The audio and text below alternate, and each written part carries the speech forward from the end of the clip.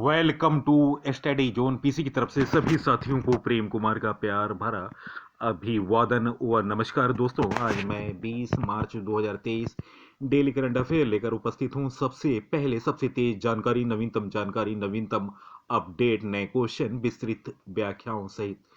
First question, हाल में BPCL का अध्यक्ष और प्रबंध निदेशक किसे नियुक्त किया गया? गाइस, इस प्रश्न का सही उत्तर है option A, ji Krishna Kumar.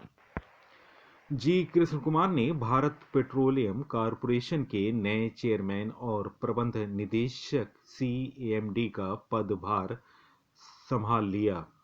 Company ने दिनांक 18 मार्च 2023 को यह जानकारी दी। कृष्ण कुमार ने राष्ट्रीय प्रौद्योगिकी संस्थान एनआईटी तिरुचिरापल्ली से इलेक्ट्रिकल एवं इलेक्ट्रॉनिक्स इंजीनियरिंग और Jamnalal Bajaj institute of management studies Mumbai से वित्त प्रबंधन में स्नातकोत्तर किया और इससे पहले वह कंपनी के कार्यकारी निदेशक थे। दोस्तों, यह है जी कृष्ण कुमार। हाल में नई नियुक्तियां, नए लेखा महानियंत्रक एस दुबे बने। प्रोमेरिका लाइफ इंश्योरेंस ने पंकज गुप्ता को एमडी एंड सीईओ नियुक्त किया।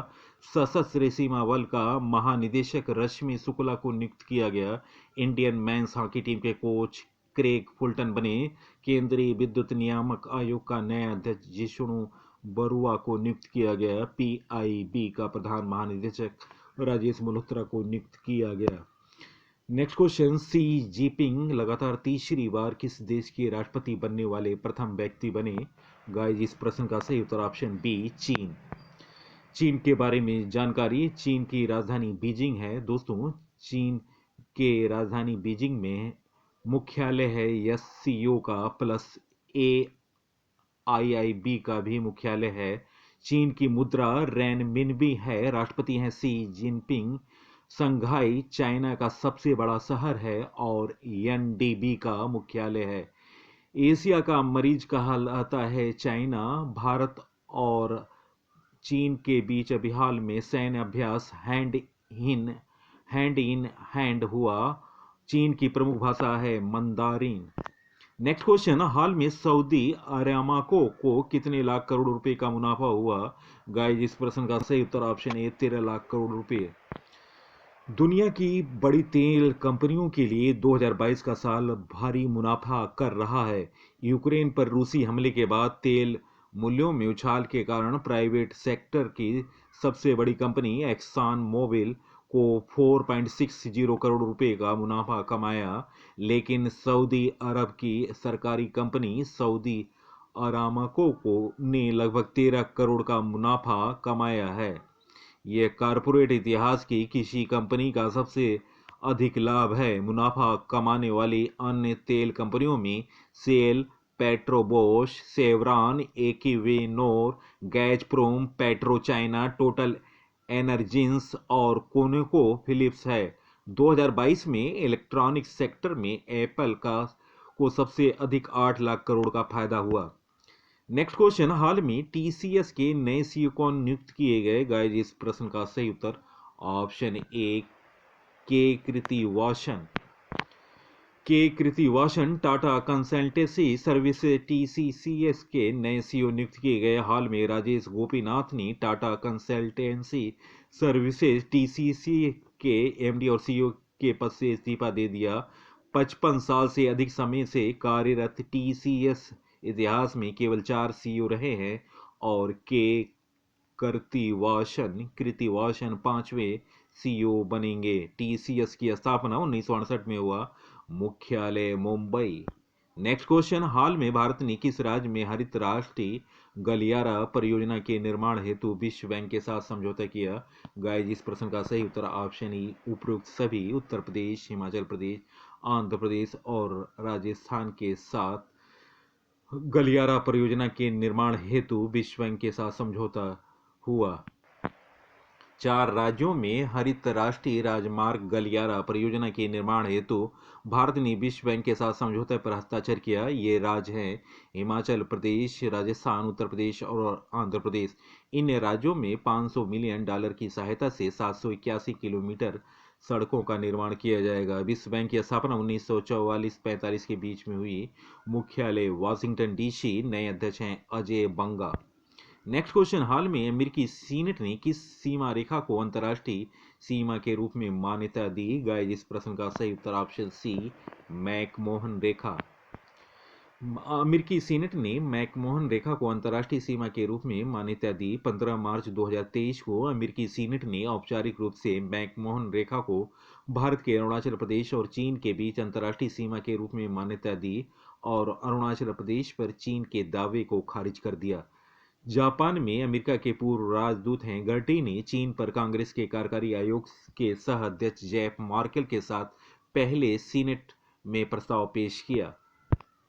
मैकमोहन रेखा के बारे में जानकारी, भारत और चीन के बीच 3,500 किलोमीटर लंबी सीमा साझा करता है जो कि विवादित है। रेखा जो दोनों देशों के बीच की सीमा को चित्रित करता है मैकमोहन रेखा कहलाती है। भारत और चीन की सीमा को 3 भागों में बांटा जा सकता है, पश्चिमी क्षेत्र, केंद्रीय क्षेत्र और पूर्वी क्षेत्र। भारत और चीन को अलग करने वाली रेखा मैकमोहन रेखा है। हालांकि चीन मैकमोहन रेखा को अवैध मानता है। मैकमोहन रेखा 1914 के शिमला कन्वेंशन के दौरान खींची गई थी, जिसे आधिकारिक तौर पर ग्रेट ब्रिटेन, चीन और तिब्बत के बीच कन्वेंशन के रूप में वर्णित किया गया था। नेक्स्ट क्वेश्चन, भारतीय नौसेना का द्विवर्षीय समुद्री अभ्यास टॉरपेक्स 2023 कहाँ आयोजित किया गया? गाइस, इस प्रश्न का सही उत्तर है ऑप्शन ए, हिंद महासागर। ट्रोपेक्स अभ्यास का आयोजन 2 साल में एक बार किया जाता है। भारतीय नौसेना के अलावा अभ्यास में भारतीय सेना, वायुसेना और तटरक्षक बल की संपत्ति के साथ उनकी भागीदारी शामिल होती है। समुद्री निगरानी का पहला अभ्यास जनवरी 2019 में आयोजित हुआ था। इसे भारतीय नौसेना का सबसे बड़ा वार गेम भी कहा जाता है। नेक्स्ट क्वेश्चन, भारत में पहली बार मयूसमेशिया सिलोनिका एक दुर्लभ कीट प्रजाति किस राज्य में देखी गई? गाइस, इस प्रश्न का सही उत्तर है ऑप्शन बी, तमिलनाडु। शोधकर्ताओं ने 127 वर्ष के बाद तमिलनाडु में कलक्कड़ मंदुथुराई टाइगर रिजर्व भारत में पहली बार माइमेसोमिया सिलोनी का दुर्लभ कीट प्रजाति देखी। यह आखिरी बार 127 साल पहले श्रीलंका में दर्ज किया गया था। यह पहली बार है जब भारत में इस कीट प्रजाति को रिकॉर्ड किया जा रहा है। माइमेसेमिया सिलोना के बारे में जानकारी, माइमेयोसेमिया सिलोना का कीट एक प्रजाति है जो कि सब फैमिली एगारास्टीना और नोकेटिइडो परिवार से संबंधित है। नेक्स्ट क्वेश्चन, भारतीय रेलवे ने कब तक नेट जीरो कार्बन उत्सर्जक बनने का लक्ष्य रखा? गाइस, इस प्रश्न का सही उत्तर ऑप्शन ए, 2030। भारतीय रेलवे ने 2030 तक नेट जीरो कार्बन उत्सर्जक बनने का लक्ष्य रखा। केंद्रीय रेल मंत्री अश्विनी वैष्णव ने लोकसभा में एक लिखित उत्तर में कहा कि भारतीय रेलवे ने 2030 तक शुद्ध शून्य कार्बन उत्सर्जन बनाने का लक्ष्य रखा। रेल मंत्री ने कहा 2029-30 तक रेलवे की जरूरत करीब 8,200 मेगावाट उम्मीद है। इस कदम से भारत को 2030 तक अपने कार्बन उत्सर्जन को 33% तक कम कर सकेगा। Next question, one nation one challan पहल करने वाला पहला राज्य कौन बना? गाइस, इस प्रश्न का सही उत्तर option B, Gujarat. One nation one challan पहल का उद्देश्य ट्रैफिक पुलिस और क्षेत्रीय परिवहन कार्यालयों आरटीओ जैसे सभी संबंधित एजेंसियों को ट्रैफिक जुर्माना और डेटा एकत्रित करना है। गुजरात सरकार पहले से ही वन नेशन वन चालान पहल के तहत इन अदालतों की प्रक्रिया में है। सड़क परिवहन और राजमार्ग मंत्रालय द्वारा शुरू की गई वन नेशन वन चालान पहल एक ऐसी प्रणाली बनाने का प्रयास करती है जो सीसीटीवी नेटवर्क के माध्यम से यातायात उल्लंघन का पता लगा सके। दोस्तों, वीडियो देखने पर बहुत बहुत धन्यवाद। सबसे पहले सबसे तेज जानकारी, नवीनतम अपडेट, नए क्वेश्चन, विस्तृत व्याख्याओं सहित। और दोस्तों, स्टडी जोन पीसी चैनल को सब्सक्राइब करें। जिन व्यक्तियों ने अभी तक चैनल को सब्सक्राइब नहीं किया है उनसे अनुरोध है कि चैनल को सब्सक्राइब कर लें और ज़्यादा से ज़्यादा वीडियो को शेयर करें। तो दोस्तों, इसी के साथ मैं इस अंक से विदा ले रहा हूँ। अगले अंक में आपसे मुलाकात होगी, तब तक के लिए नमस्कार, वंदे मातरम।